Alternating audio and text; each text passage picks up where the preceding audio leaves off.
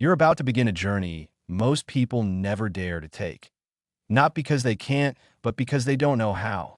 Imagine waking up one morning and realizing your money is no longer a mystery. Your bills are paid on time, your savings are growing quietly in the background, and your credit score climbing higher than it's ever been. That life is not just possible, it's waiting for you on the other side of this audiobook.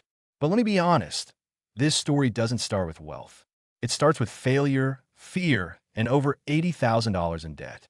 It starts with Tiffany Aliche, once broke, betrayed, and buried in bills, fighting her way back using a plan so simple and powerful, it changed everything. What if you've been chasing the wrong kind of wealth all along? What if the real goal isn't being rich, but being whole? In the next chapters, you'll uncover 10 life-changing steps to build unstoppable financial confidence, even if you're starting from zero. And the best part? You don't need to be perfect. You just need to begin. Chapter 1. Before we begin, get to know financial wholeness. Before learning how to fix money problems, it's important to understand what financial wholeness really means. Financial wholeness is not just about being rich. It's about having every part of your financial life working together so you can feel secure, balanced, and prepared for anything. It covers all the areas of money that people need to get right, like budgeting, saving, paying off debt, building credit, investing, and even preparing for emergencies.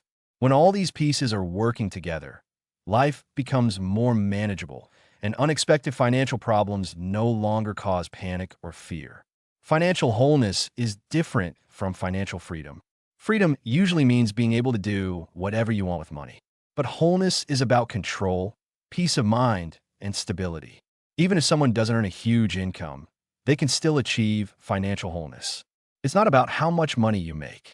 It's about how well you manage what you have and how you build strong financial systems to support your life. The idea is to treat financial wholeness like a puzzle made up of 10 pieces. Each piece helps support the others. You don't have to be perfect at all 10 right away. You just have to begin. The goal is to work on each piece, one step at a time, until all the parts come together. Once that happens, everything becomes easier. It's not about doing it fast, it's about doing it right. To make this work, you need a clear plan. That plan involves 10 specific steps that cover everything from managing your budget to leaving behind a legacy for your family. These steps are designed in a way that even someone starting from scratch can follow them. You don't need a background in finance. You don't need to be good at math. You only need to follow the steps and stay consistent. Before starting those 10 steps, it helps to reflect on where you are now. This means taking a moment to look at your current financial situation. Are bills being paid on time? Is there savings set aside? Is debt under control? How's your credit? Do you understand where your money goes each month? These questions help you figure out what areas need the most attention. One important thing to know is that financial wholeness is for everyone. It's not limited to any age, background, or income level. Whether you're just starting out, recovering from past mistakes, or already doing well and looking to do better, these steps apply. The goal isn't perfection, it's progress. Once you understand what financial wholeness means, you'll be able to approach your money with more confidence. You'll stop guessing and start planning. And even when things don't go perfectly, you'll have a system that helps you stay on track. When your money is whole, you don't have to rely on luck. You rely on your plan. People often feel overwhelmed when they think about money, especially if they've struggled with it in the past. But the reason most people have money problems is not because they're lazy or bad with money. It's because no one ever taught them how to manage it properly. With the right tools and guidance, anyone can build a solid foundation. That's what the steps ahead are designed to provide. Instead of focusing only on financial goals like buying a house or saving a certain amount, it's better to focus on becoming whole. Once your money is whole, those goals become easier to reach.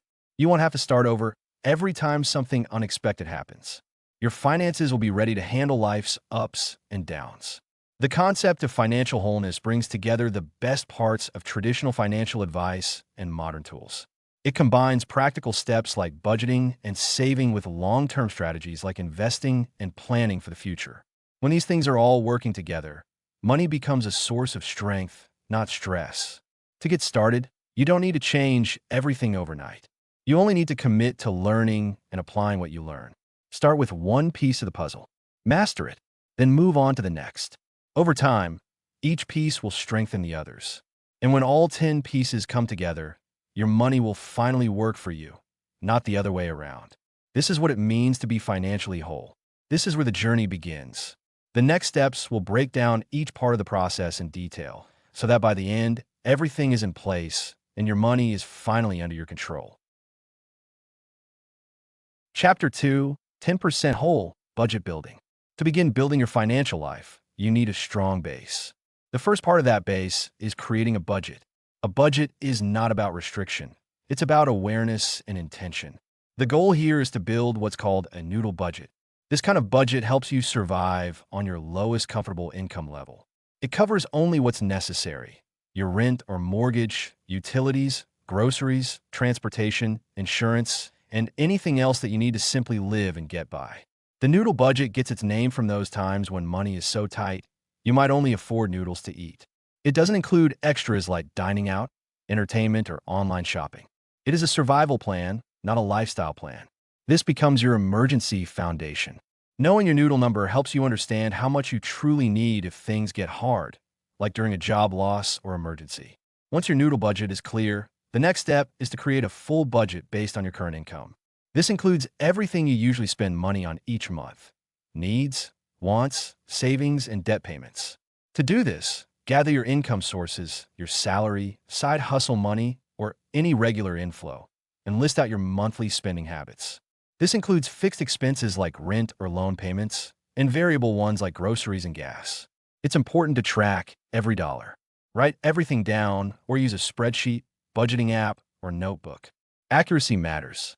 If you're not sure how much you spend in some areas, check past bank and credit card statements for a better idea. Once you have your spending written down, subtract your expenses from your income. If your result is negative, it means you're spending more than you're earning. That's a sign you need to make changes, either by cutting costs or increasing income.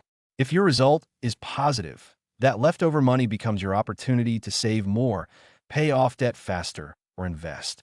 Next, prioritize automation. Set up automatic transfers to your savings and automatic bill payments when possible. This reduces the risk of missed payments and helps build savings without thinking about it. If your employer allows direct deposit, divide your paycheck to go into multiple accounts automatically, like one for spending, one for bills, and one for savings. That way, your money is managed before you even see it. It's also helpful to give your money jobs.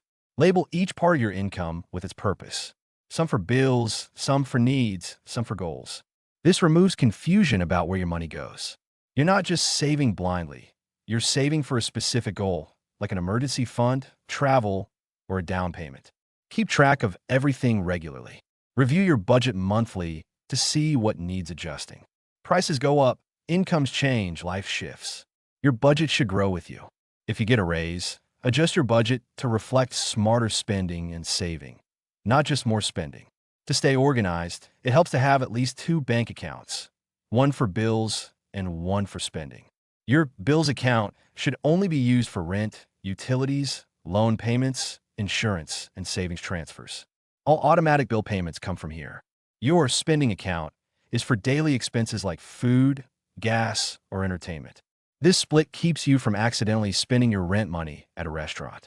Another tip is to name your accounts something motivating. Instead of just savings account, call it Freedom Fund or Emergency Safety Net.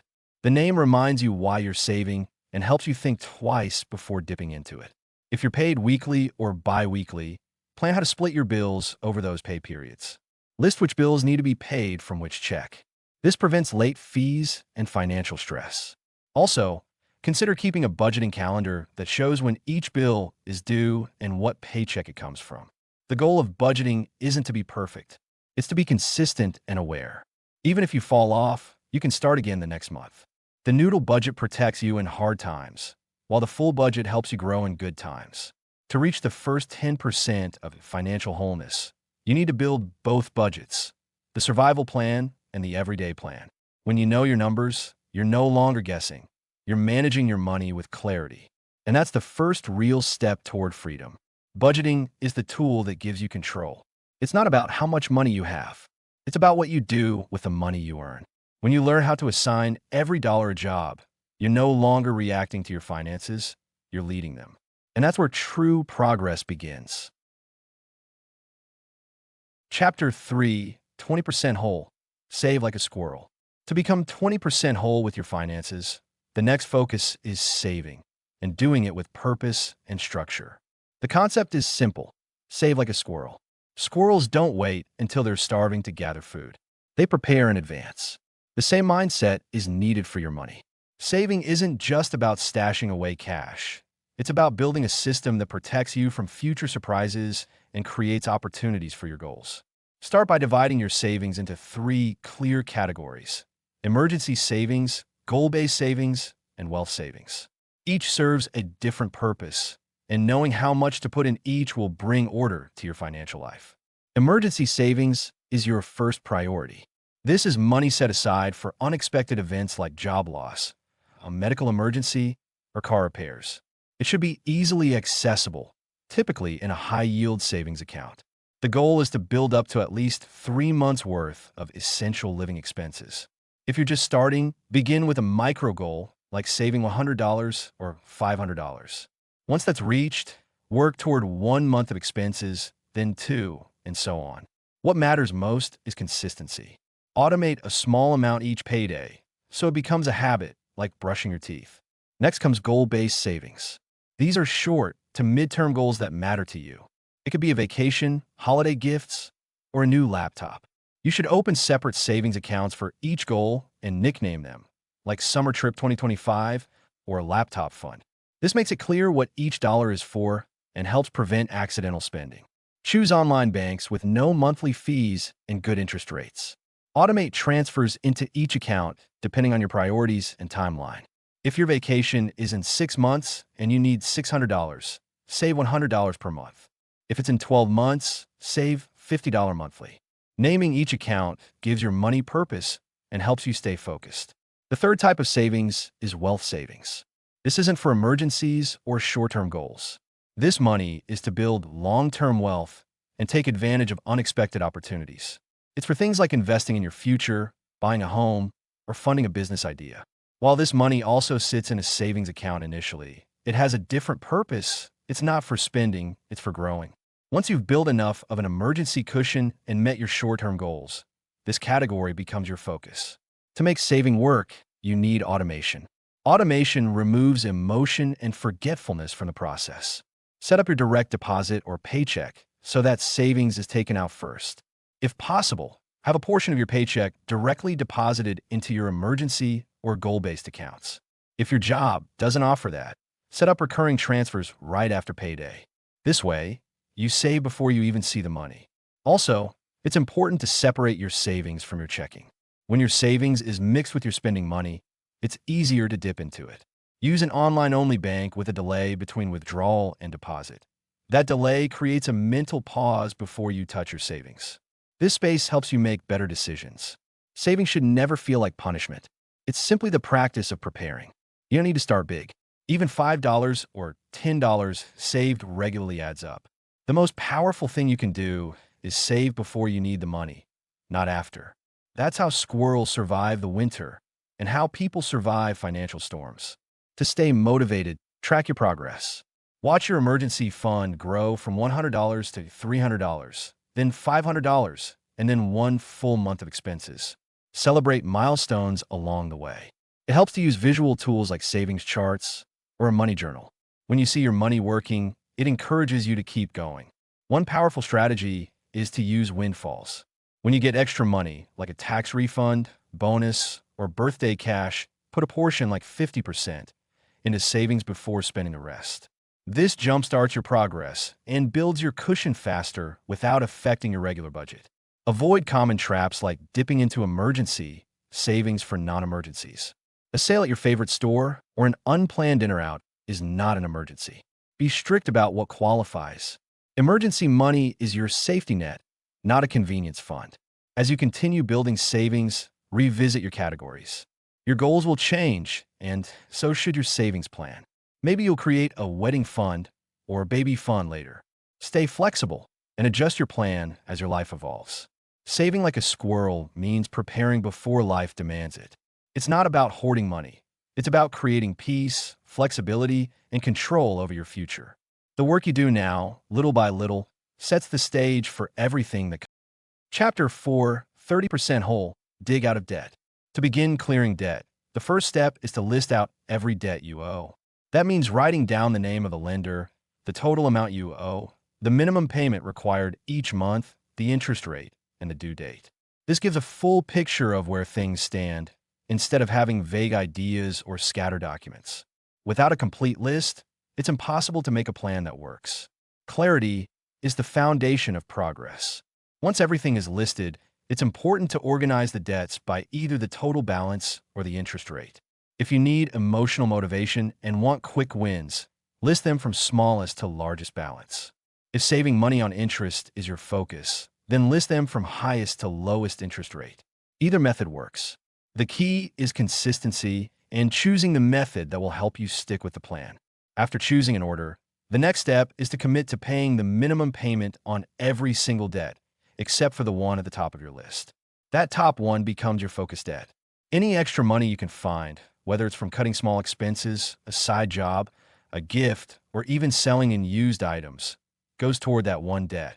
The goal is to pay it off faster than usual, even if it's just by a few dollars more each month. Every bit matters.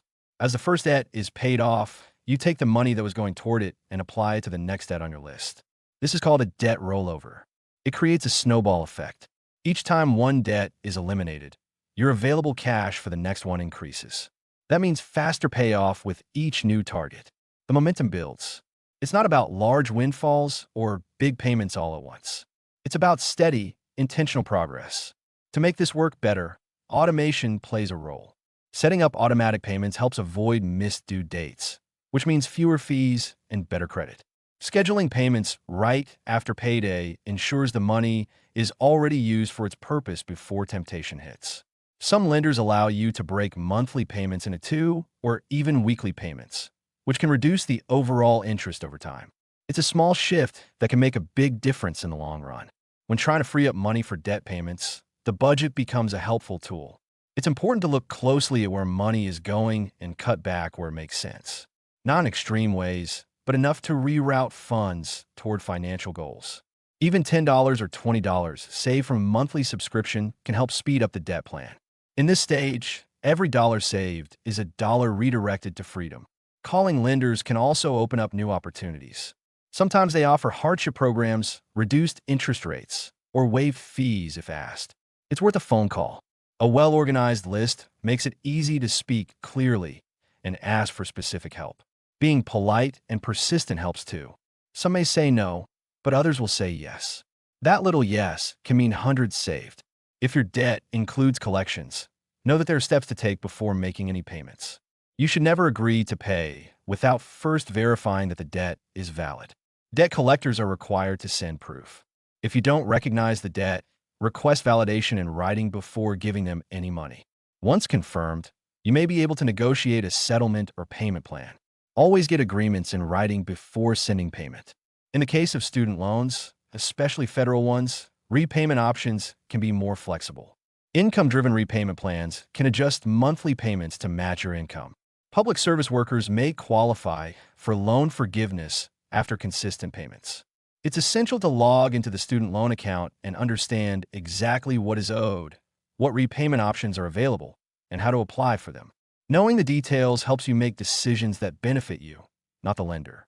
As debts are paid off, it's helpful to track the progress visually. You can use a thermometer chart, a debt payoff tracker, or even mark milestones in a journal. It helps to see progress in real time.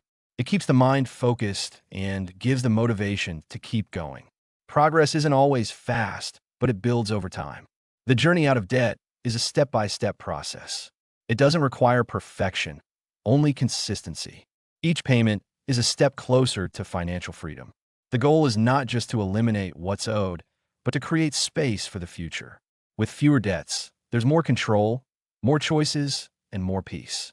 The focus now is staying on track, one payment at a time, until the list becomes shorter and eventually disappears completely. Chapter 5, 40% Whole, Score High. Let's talk about credit. Credit is one of the most important tools in personal finance, and learning how to manage it can open doors that once seemed permanently closed. To start understanding credit, you need to know that it's not just about getting a loan or a credit card. It's about building trust with lenders. When you use credit wisely, it shows that you're responsible, and this can help you when you need to borrow money to buy a home, get a car, or even apply for a job or rent an apartment. The first step is to get your credit report. There are three major credit bureaus: Experian, Equifax, and TransUnion. Each of them keeps a record of your credit history. These reports show your debts, payment history, credit limits, and more. You can get your reports for free once a year by visiting a trusted website. It's important to check all three reports, not just one, because they might contain different information. Once you have your reports, go through them line by line. Look for any errors, like accounts you don't recognize, incorrect balances, or late payments that never happened. If you spot something wrong, you have the right to dispute it. Fixing errors can help raise your score quickly. Next, understand your credit score. The most common credit score is the FICO score. This score ranges from 300 to 850. A higher score means better credit. The score is made up of 5 parts. Payment history is the biggest factor, making up 35% of the score. This shows whether you paid your bills on time. Always paying at least the minimum due on time helps build a positive history. The next biggest part is credit utilization, which is 30% of the score. This is how much of your available credit you're using. For example, if your card has a $1,000 limit and you're using $800, your utilization is 80%. That's too high. Ideally, you want to keep it below 30%. Even lower is better. Length of credit history makes up 15%. This means how long you've had credit accounts open. The longer the history, the better. This is why it helps to keep older accounts open, even if you don't use them often. The fourth factor is credit mix at 10%. This looks at whether you have a variety of credit types, like credit cards, car loans, or student loans. Having a mix can help, but it's not necessary to open new accounts just for this reason. The last 10% is new credit. This refers to how often you apply for new credit. Too many applications in a short time can lower your score temporarily. If your credit needs improvement, there are steps you can take. Start by paying all bills on time from now on. Even one late payment can damage your score. If you're behind, call your lenders and work out a plan to catch up. Also, try to lower your credit card balances. This helps reduce your credit utilization rate. You don't need to pay it all off at once. Start with the smallest balance or the card with the highest interest rate and work your way through. Another tip is to keep your old credit cards open, even if you don't use them often. They help with your length of credit history and available credit, which can lower your utilization rate. But make sure to use them every now and then so the issuer doesn't close the account due to inactivity. Just buy something small and pay it off right away. You can also ask for a credit limit increase. If your income has gone up or you've been paying on time, your credit card company might raise your limit. This can instantly lower your utilization, as long as you don't increase your spending. Some people can also benefit from becoming an authorized user on someone else's credit card. This works best when the other person has good credit habits, like on-time payments and low balances. Their positive history can help improve your score without you having to use the card yourself. To monitor your progress, consider using free credit score tracking tools. Many banks and credit cards now offer this service. Watching your score go up can be motivating and helps you stay on track. And remember, building or rebuilding credit takes time. It's not about quick fixes. It's about building healthy habits and being consistent. There's also something called a secured credit card. This is a card you can get even if your credit is low. You put down a cash deposit, and that becomes your credit limit. Use it like any other card. Buy something small, pay it off on time, and repeat. Over time, this can help build a solid credit history. Managing credit well is not just about having a high score. It's about using credit in a way that supports your goals. Good credit gives you options. It means lower interest rates when borrowing. It can save you thousands of dollars over time.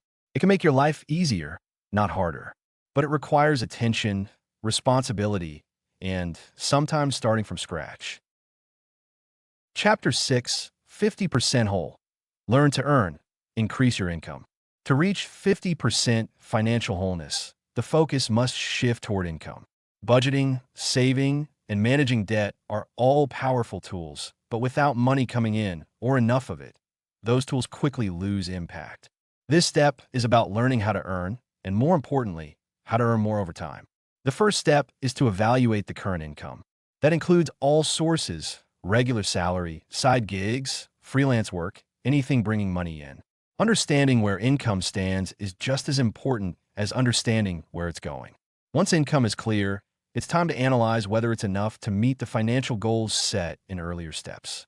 If it's not, the path forward begins with increasing earning power. Increasing income is not just about working more hours. It starts with knowing your worth in the current marketplace. That means researching the average pay for your current role in your industry with your level of experience. Salary websites, industry job boards, and speaking with trusted colleagues can help with gathering accurate figures. Once it's clear whether you're being paid competitively, you can either negotiate for a raise or start planning to level up. To negotiate a raise effectively, preparation is key. It's not about asking for more because expenses are high. It's about showing the value provided to the company. That involves listing achievements, results, and any additional responsibilities taken on over time. Framing the conversation around what has been done for the business and what future contributions are expected can shift the conversation in a positive direction. If a raise isn't possible immediately, it helps to ask for a roadmap or specific steps that would lead to one in the near future. If a raise in the current job isn't realistic or the earning potential is limited, another option is to look for a higher-paying job elsewhere. Before applying, it's helpful to update the resume, clean up social media presence, and practice interview responses. Sometimes switching jobs, even within the same field, can lead to significant income increases. Another way to grow income is by starting a side hustle.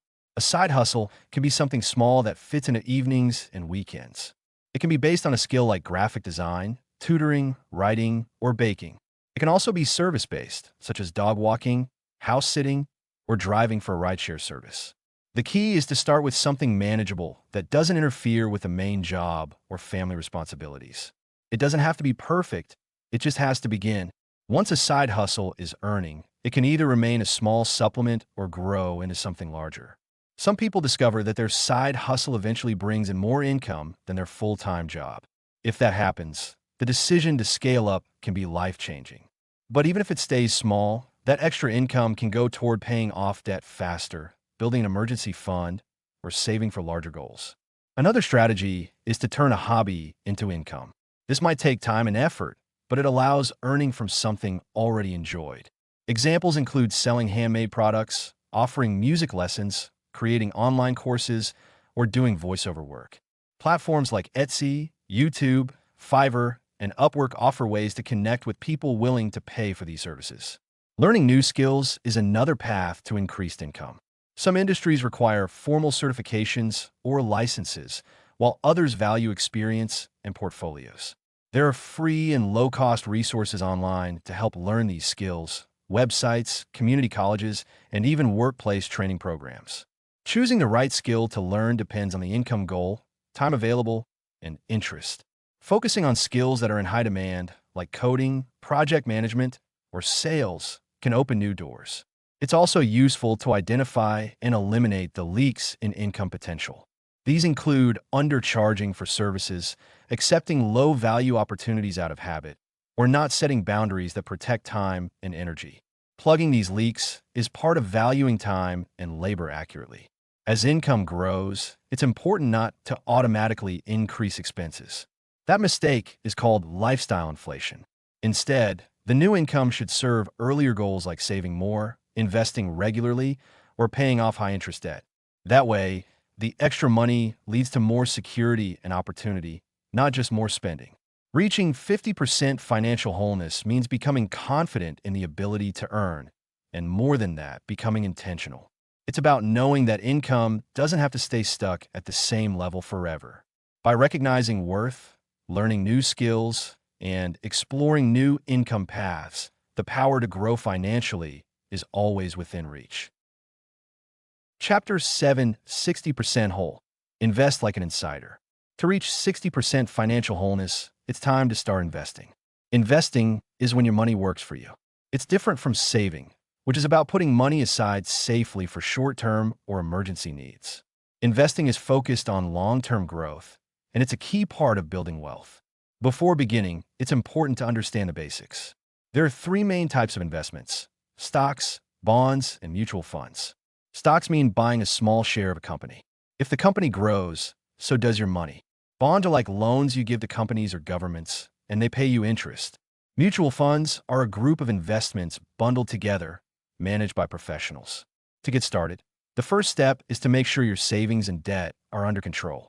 You shouldn't invest money that you may need right away, or if you're still struggling to pay off high-interest debt. Once your emergency fund is built and your budget is stable, you can start thinking long-term. That's when investing makes sense. It doesn't require a large amount of money. Even small, consistent contributions grow over time. The key is to start and to stay in it for the long run. Next, learn about retirement accounts. There are several types. The 401k is one of the most common. This is usually offered by employers and allows you to invest money before taxes are taken out. Many employers offer a match, meaning they will add extra money to your account when you contribute. It's important to take full advantage of this match because it's free money. Another popular retirement account is the IRA, or individual retirement account. Unlike the 401k, the IRA isn't tied to your employer. There are two main types, traditional and Roth. A traditional IRA allows you to invest pre-tax dollars, reducing your taxable income now, while a Roth IRA is funded with after-tax dollars, meaning you don't pay taxes on the money you withdraw in retirement. To pick investments within these accounts, it's helpful to understand risk and time. If you have a long time before retirement, you can take more risk. That usually means investing in more stocks, which can go up and down, but often grow more over time. If you're closer to retirement, your investments should be safer, like more bonds or stable funds. Many retirement accounts offer target date funds. These are made for people planning to retire in a specific year. They automatically adjust the level of risk as that year gets closer. Another important thing to understand is compound interest. This is when your investments earn money, and that money earns more money. Over time, compound growth is what makes investing so powerful. The longer your money stays invested, the more it grows. That's why time matters even more than how much you invest at first. Starting early, even with a small amount, can lead to much bigger results. It's also important to automate your investing. This means setting up regular contributions, so money is taken from your paycheck or bank account and added to your investment account without you thinking about it. Automating makes it easier to stay consistent. That consistency is what leads to real growth over time. It removes the pressure of trying to time the market or waiting for the perfect moment. The perfect time to start is now. When investing, fees matter. Every investment has costs. Some are small, others are hidden. High fees can eat away at your profits. That's why it's smart to look for low-cost index funds. These are funds that track the overall market and have much lower fees than actively managed funds. They perform just as well, and sometimes even better, than more expensive options. Checking the expense ratio of a fund is important. The lower it is, the better. It's also important to stay calm during market ups and downs. Markets rise and fall. That's normal. What matters most is staying invested and not pulling your money out during a drop. When people panic and sell, they lock in losses. But those who stay in usually see their investments recover and grow even more. That's why a long-term mindset is critical. In addition to retirement, investing can also support other goals like buying a home or funding a child's education. There are special accounts for these too. For example, a 529 plan is a tax-advantaged way to invest for college. These accounts offer specific benefits depending on your state. Learning about these tools can help you make smarter decisions based on your personal goals. As your confidence grows, you might explore other types of investments like real estate, small businesses, or more specialized funds. But none of that is necessary in the beginning. Starting simple with a focus on retirement and basic funds is enough. Over time, your knowledge and confidence will grow naturally. Chapter 8, 70% Whole. Get good with insurance. Most people don't like to think about insurance. It feels confusing, expensive, and far away from their daily life.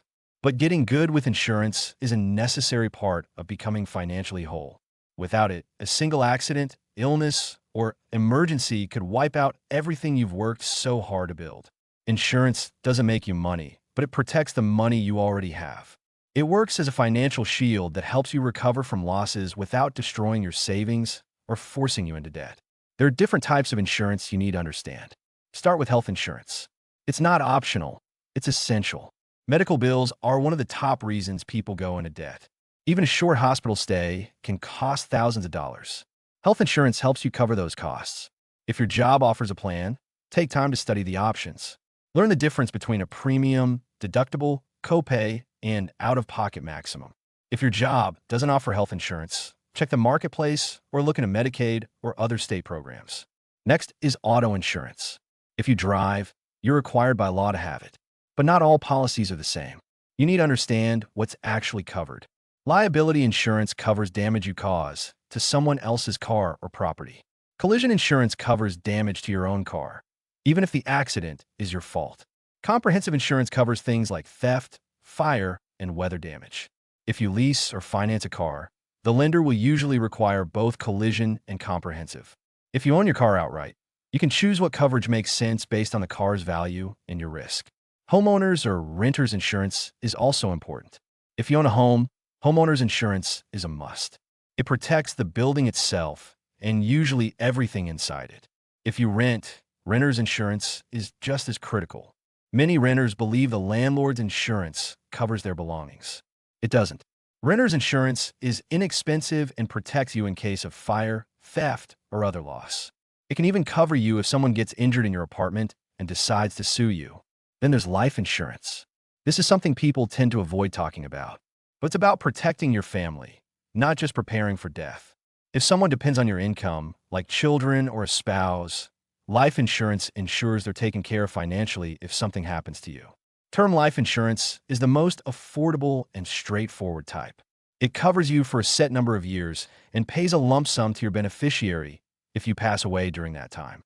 Whole life and other permanent policies exist too, but they're more expensive and often not necessary unless you've already maxed out other areas of financial planning. When choosing term life insurance, a good rule is to buy coverage that's 10 times your annual income and to match the term to the number of years your family will need financial support. Disability insurance is another type people don't think about, but it's incredibly important. This insurance replaces part of your income if you can't work due to injury or illness.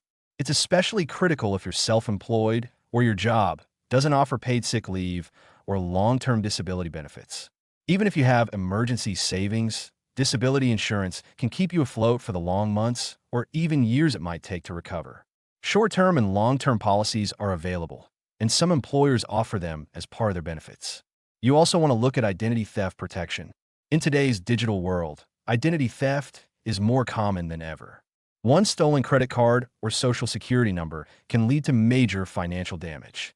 Some insurance companies and credit monitoring services offer protection plans that cover the cost of recovering your identity, fixing your credit, and handling fraudulent charges. Once you understand the different types of insurance, the next step is organizing your policies. Keep all your insurance paperwork in one place, digital or physical, and review it every year. Life changes, and so do your insurance needs. If you get married, have children, buy a home, or start a business, your policies should reflect those changes. Check for any gaps in coverage. Make sure your beneficiaries are up to date, especially for life insurance and retirement accounts. Finally, insurance is only helpful if the coverage is enough and actually works when you need it. Don't just go with the cheapest plan. Make sure you understand what's included and what's not. Ask questions. Speak to a licensed insurance professional if needed. And remember, the goal isn't to have every type of insurance all at once. It's to build your coverage layer by layer as your financial life grows. Chapter 9, 80% Whole. Pick your money team. When you've reached 80% financial wholeness, the next step is to build a strong money team. This means bringing in people who can support, guide, and help you manage your money wisely. You don't have to do everything alone. Just like athletes and successful business owners, financially secure people surround themselves with professionals who understand money and can guide them in areas where they might not have enough experience. Choosing the right team is not about handing over your money and walking away. It's about creating a circle of support where you stay in charge, but you're backed by people who know the rules of the game. Start with a financial educator. This is someone who teaches and explains financial concepts in a way that's easy to understand. You don't need a degree in finance to take control of your money. A good educator can show you how to budget, save, invest, and even understand your credit. They break things down into clear steps and give you the tools to make smart choices. You may find them online through courses, blogs, books, podcasts, or workshops. What matters is that they give you knowledge without trying to sell you expensive services or products. Their main job is to help you understand, not overwhelm. Next, you may want a financial advisor. This person gives personal advice based on your income, goals, and lifestyle.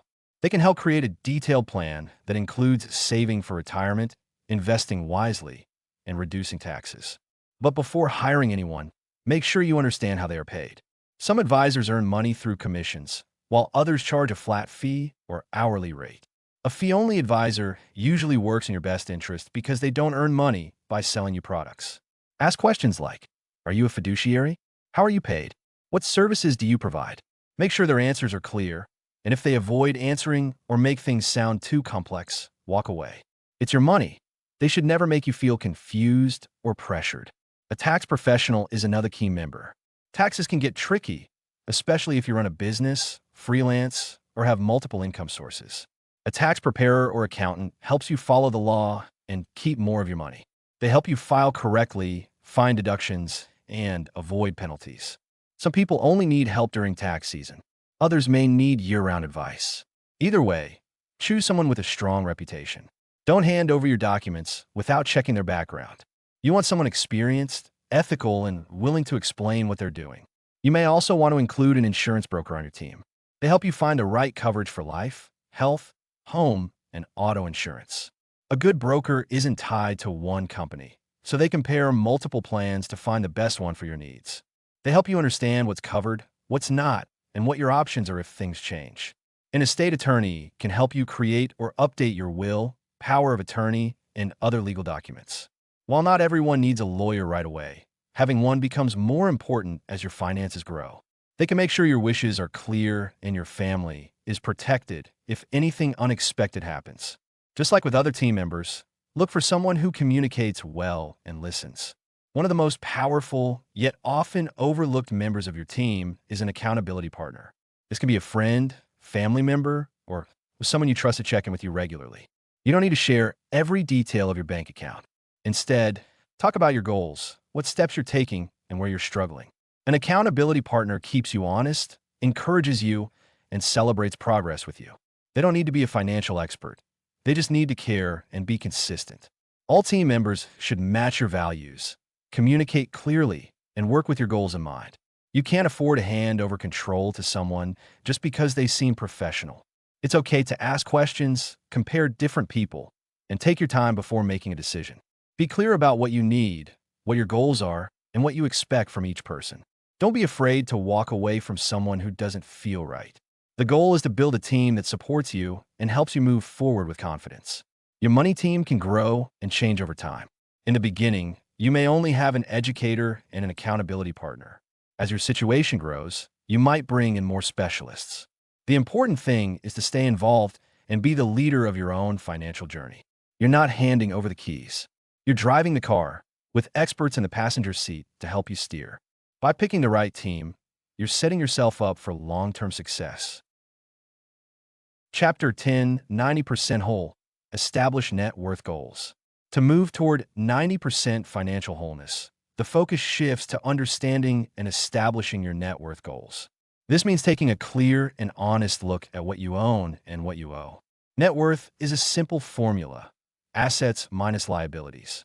Assets are anything of value you own, like cash, savings accounts, retirement funds, investments, a house, or even a car. Liabilities are everything you owe: student loans, credit card debt, a mortgage, or personal loans. The goal is not just to understand this formula, but to track it regularly. Knowing your net worth helps you understand your financial health at any given moment. Many people think they need to be rich to have a positive net worth, but that's not true. A positive net worth simply means you own more than you owe. Even a small positive number is a sign of progress. To begin, create a simple list of everything you own. Start with cash in hand, then check your checking and savings account balances. Next, list your retirement accounts like a 401k, IRA, or pension. If you own property, research its current market value. Include any investments you have in stocks, bonds, or mutual funds. Some people even count valuable personal items like jewelry or collectibles, but those should be valued conservatively. Once you've listed your assets, total the value. Then list every debt you owe, Include the remaining balance on your mortgage, the exact amount owed on credit cards, any student loans, car loans, or other personal debts. Be honest and precise. Once you subtract the total liabilities from the total assets, the result is your current net worth. It's important to write this number down. Whether it's positive, zero, or negative, this number is your starting point. From there, the next step is setting a goal for where you want your net worth to be in the near future. Most people start with a small, manageable goal, perhaps increasing their net worth by $1,000 or $5,000 within a few months. The idea is not to leap into six figures overnight, but to create steady and consistent growth. Tracking your net worth regularly is part of this step. Some choose to check it monthly, while others prefer quarterly updates. What matters is the habit. Revisit your list of assets and liabilities often. If your credit card debt has dropped, that increases your net worth. If your investment accounts grew, that's also a gain. It's normal for your net worth to fluctuate, but the goal is an upward trend over time. Another important aspect is understanding that net worth growth doesn't always mean increasing income. Often, it's about reducing what you owe. Paying down debt is a direct way to improve your net worth. Even if you don't earn more, lowering liabilities makes a difference. In this stage, being intentional matters.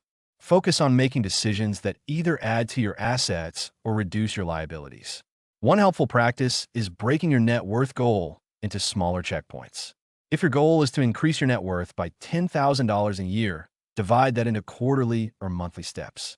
This makes the goal feel more achievable and allows you to adjust if you fall behind or get ahead. Some people even use visual trackers, charts or graphs, to stay motivated and see the progress. Sometimes it may feel like your net worth isn't growing fast enough. That's when it's helpful to review spending habits. Look at where your money is going and whether it's adding to your financial health. If it's not, that's a signal to adjust. This doesn't always mean cutting out everything fun, but it does mean being strategic. Every dollar you save or invest is a step toward increasing your net worth. One part of this process that shouldn't be skipped is celebrating your milestones. When your net worth goes from negative to zero, that's a win. When it moves into positive territory, that's a big step. Each goal reached is proof that your efforts are working. This builds confidence and motivation to keep going. Also, remember that net worth is a private number. There's no need to compare it to others. Everyone starts in a different place, and the point is personal growth. Focus on your progress and your goals. Comparison only distracts from the real success, your own improvement over time. Another useful tool is using financial apps or spreadsheets to track everything. Some people use budgeting software that automatically calculates their net worth by linking bank accounts and loans. Others prefer writing it out by hand. Either method works as long as you're consistent. Over time, you'll notice patterns. You'll see which decisions led to faster growth and which slowed things down. This awareness gives you power. It allows you to make better financial choices going forward. That's the heart of building net worth, learning from your own experience and using that knowledge to move closer to financial wholeness. Chapter 11, 100% Whole. Leave a legacy, estate planning. You made it to the final step where financial wholeness reaches its peak. This stage is about making sure everything you've built lasts long after you're gone. It's not just about how much money you make or save during your lifetime, but how you protect it, pass it on, and create a system where your legacy lives on in the right way. The focus here is on preparing for the end of life with structure, clarity, and legal protection. This means setting up tools like a will, beneficiaries, powers of attorney, and other legal documents that make your intentions clear and enforceable. Many people avoid this process, thinking it's too early or too complicated. But in reality, this is one of the smartest financial moves you can make, especially when life is uncertain and time waits for no one. The first step is creating a will. A will is a legal document that states what should happen to your possessions, money, and property after you pass away. Without one, the government decides how your assets are divided, and that can take time, cost money, and lead to outcomes you didn't want. Writing a will doesn't have to be expensive. There are online tools and legal kits that guide you through the process step by step. The goal is to write it, sign it, and make it official with witnesses, so your wishes are clear and protected by law. Next is naming beneficiaries. These are the people or organizations you choose to receive certain accounts or benefits when you're no longer here. Bank accounts, retirement accounts, insurance policies, most of these let you list beneficiaries directly. Doing this means those assets can go directly to the people you chose, without needing to go through court or long legal processes. It's important to review these beneficiaries regularly, especially after major life events like marriage, divorce, birth of children, or death in the family. A power of attorney is another key document.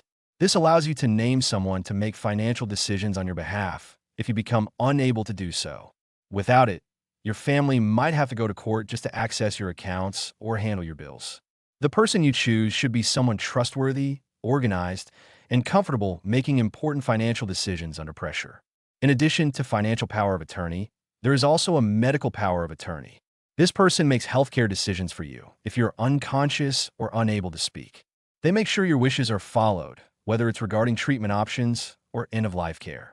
Like the financial role, this person should be reliable and familiar with your values and preferences. Another important tool is a living will. This is different from a standard will. A living will outlines the kind of medical care you want or don't want if you're seriously ill and unable to express your wishes. It can help remove the burden from family members who might otherwise have to make difficult choices without knowing what you wanted. A letter of intent can also be included in your planning. This isn't always legally binding, but it's a personal letter that explains your wishes, values, or instructions. It can include anything from how to access certain digital accounts to what kind of funeral you'd prefer. It gives your loved ones clarity during a time when things can feel confusing. As you build this plan, it's helpful to keep all your estate documents in one place, a binder, folder, or digital storage system, where someone you trust can find them easily if needed. You should also talk to the people you've chosen as decision makers, like your power of attorney or beneficiaries, so they know their roles and are prepared to act when the time comes. Life insurance is another key part of leaving a legacy. A term life insurance policy can provide a financial cushion to your family, helping them pay off debts, cover daily expenses, or fund future goals like education. It's a way to replace the income you would have earned and give your family time to recover without financial stress. If you have children, guardianship should also be part of your plan. Naming someone you trust to take care of your children ensures that they are raised in a way that reflects your values. Without naming a guardian, the court will decide who gets custody, and that may not align with what you would have chosen. This entire process is not about expecting the worst, but about preparing for the future with clarity. It allows you to protect everything you've worked hard to build. You don't have to be wealthy to create a legacy. Even if you have modest means, what matters is that your money, property, and wishes are used the way you intended. Estate planning isn't a one-time job. It should be reviewed every few years or after major changes in your life.